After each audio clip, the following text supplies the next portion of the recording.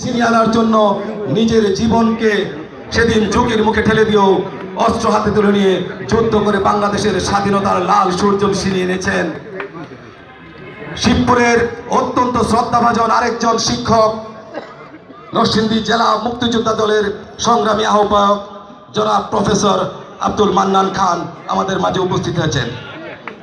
আছেন নরসিংদী শিবপুর উপজেলা বিএনপির সংগ্রামী সহসভাপতি বীর মুক্তিযোদ্ধা তাজুল ইসলাম খান যিনিও দীর্ঘদিন যাবৎ শিবপুর উপজেলা বিএনপিকে নেতৃত্ব দিচ্ছেন। উপস্থিত রয়েছেন সেই ১/১১-তে যখন অনেকেই, আমি এখানে বিভক্তির জন্য বলছি না, আমাদের নিজেদের মধ্যে ভুল বোঝাবুঝির সূত্র ধরে কেউ আমরা বিএনপির পক্ষে ছিলাম, কেউ আমরা আমাদের সাবেক প্রিয় নেতা সাবেক মহাসচিব জনাব আব্দুল মান্নান ভূঁইয়ের পক্ষে অবস্থান নিয়েছিলাম। সেটা সাময়িক ভুল বোঝাবুঝি হয়েছিল। আপনারা দেখেছেন জাতীয়ভাবে দলের পক্ষ থেকে সেই ভুল বোঝাবুঝির অবসানের জন্য, সেই ভুল বোঝাবুঝির মধ্যে যে বিভক্তি ছিল সেই বিভক্তির রেখাকে মুছে ফেলার জন্য সকলকে আবার দলের পতাকা তলে ঐক্যবদ্ধ করার জন্য দলে ফিরিয়ে আনা হয়েছে। তাই আমরা সেই ভুল বোঝাবুঝি বা সেই বিভক্তিকে সামনে রাখবো না। তো সেই দিনে যে ব্যক্তিটি শিবপুরে বিএনপির হাল ধরে শিবপুরে বিএনপিকে পতাকাকে ধরে রেখেছিলেন, শিবপুর উপজেলা বিএনপির সংগ্রামী সাধারণ সম্পাদক আবু সালে ত্রিকাপ্তার আমাদের মাঝে উপস্থিত রয়েছেন শিবপুর উপজেলা বিএনপির সাংগঠনিক সম্পাদক মাকসুদ খান, শিবপুর পৌর বিএনপির সাবেক সভাপতি জনাব হারুন খন্দকার, উপজেলা যুবদলের সংগ্রামী আহ্বায়ক মুজাম্মেল মোল্লা, সদস্য সচিব নুরে আলম মোল্লা, সাবেক আহ্বায়ক নইমুদ্দিন মেম্বার ভাই সহ বিভিন্ন উপজেলা পর্যায়ে নেতৃবৃন্দ, বিভিন্ন ইউনিয়ন থেকে আগত বিএনপি নেতৃবৃন্দ,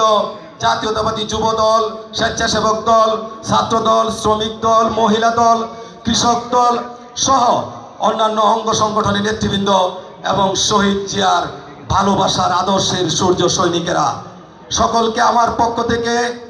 আমার নেত্রী দেশনেত্রী বেগম খালেদা জিয়া, আমার নেতা জনাব তারেক রহমানের পক্ষ থেকে আন্তরিক শুভেচ্ছা ও অভিনন্দন।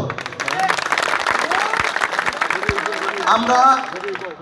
আমাদের প্রিয় শিক্ষক জনাব মান্নান খান স্যার সে অত্যন্ত গুরুত্বপূর্ণ বক্তব্য দিয়েছেন। যখন বিএনপির পক্ষ থেকে হঠাৎ করে আন্দোলন বর্জন করে নির্বাচনী তফসিল ঘোষণার পরে নির্বাচনে অংশগ্রহণ করার যে সিদ্ধান্ত এসেছিল, জাতীয়তাবাদী ছাত্র দলের সাধারণ সম্পাদক হিসেবে সারা দেশ থেকে আমি নিজেও ব্যক্তিগতভাবে প্রশ্নের সম্মুখীন হয়েছি, উত্তর দিতে পারিনি। আমরা কথা বলেছি আমাদের প্রিয় নেতা জনাব তারেক রহমানের সাথে, আমাদের প্রিয় নেতা বিএনপির মহাসচিব যিনি দলের এই দুর্দিনে, আমাদের নেত্রী কারাগারে ভারপ্রাপ্ত চেয়ারম্যান লন্ডনে অবস্থান করছেন এই হাসিনা রোশানলে পরে এমনই একটি পরিস্থিতিতে যিনি এককভাবে এই দলের সিনিয়র নেতৃবৃন্দকে সাথে নিয়ে আমাদেরকে সাহস উদ্দীপনা জুগিয়ে এই দলের হাল ধরে আছেন। জনাব মির্জা ফখরুল ইসলাম আলমগীরের কাছে ছুটে গিয়েছি যে কেন এই সিদ্ধান্ত, কেন আমাদের নেত্রীর মুক্তির আন্দোলন বাদ দিয়ে, কেন এদেশের গণতন্ত্রের মুক্তির আন্দোলন বাদ দিয়ে আমরা হঠাৎ করে হাসিনার অধীনে এই নির্বাচনে অংশগ্রহণ করতে গেলাম। মাননীয় মহাসচিব অত্যন্ত ধৈর্যের সাথে আমরা বলতে জাতীয়তাবাদী যুবদল, স্বেচ্ছাসেবক দল, ছাত্র দলের শীর্ষ নেতৃবৃন্দ, আমরা ওনার সাথে এই ব্যাপারে কথা বললাম, আমাদের ভারপ্রাপ্ত চেয়ারপারসনের সাথে কথা বললাম। প্রিয় নেতৃবৃন্দ, আপনারা লক্ষ্য করবেন 2014 সালের 5ই জানুয়ারির নির্বাচন, 2015 সালের 93 দিনের অবরোধ, বাংলাদেশ জাতীয়তাবাদী দল, এই দলের নেতা কর্মীরা আপনারা সেই তৃণমূল থেকে সমগ্র জায়গায় বাংলাদেশকে যেভাবে অবরুদ্ধ করে ফেলা হয়েছিল, তবু কিন্তু সেদিন আমরা আমাদের দাবি আদায় করতে পারিনি। এই আন্দোলনের মধ্য দিয়ে আমাদের অনেক শক্তির ক্ষয় হয়েছে। আমাদের দলের সিনিয়র নেতৃবৃন্দ সিদ্ধান্ত নিলেন আমরা আন্দোলন করব গণতন্ত্রের জন্য, আমাদের নেত্রীর মুক্তির জন্য, মানুষের ভোটের অধিকার প্রতিষ্ঠার জন্য। কিন্তু আন্দোলনের প্রক্রিয়া হবে ভিন্ন। শুধু কেন্দ্রমুখী আন্দোলনের কারণে দেখা যায় কেন্দ্রের মধ্যে সরকারের যে আইন শৃঙ্খলা বাহিনী, অর্থাৎ সরকারি যে দলীয় আইন শৃঙ্খলা বাহিনী, তারা নির্দিষ্ট একটি এরিয়াতে আমাদের নেতা কর্মীদেরকে আটকে রাখার সুযোগ পায়। কিন্তু দলের সিনিয়র নেতৃবৃন্দ সেই আন্দোলনকে বাংলাদেশের প্রতিটি ভোট কেন্দ্রে ছড়িয়ে দেওয়ার লক্ষ্যে বাংলাদেশি জাতীয়তাবাদের প্রতিটি সমর্থককে সেই আন্দোলনের সাথে সম্পৃক্ত করার জন্য এবং দেশনেত্রী বেগম খালেদা জিয়ার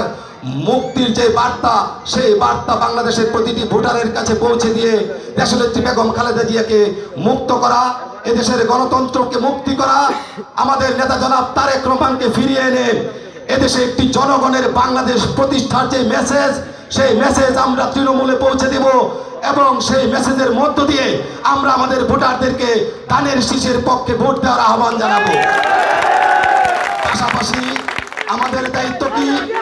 আমরা যারা জাতীয়তাবাদী ছাত্র দল, যুব দল, বিএনপি, কৃষক দল, শ্রমিক দল, মহিলা দল, আমাদের দায়িত্ব হচ্ছে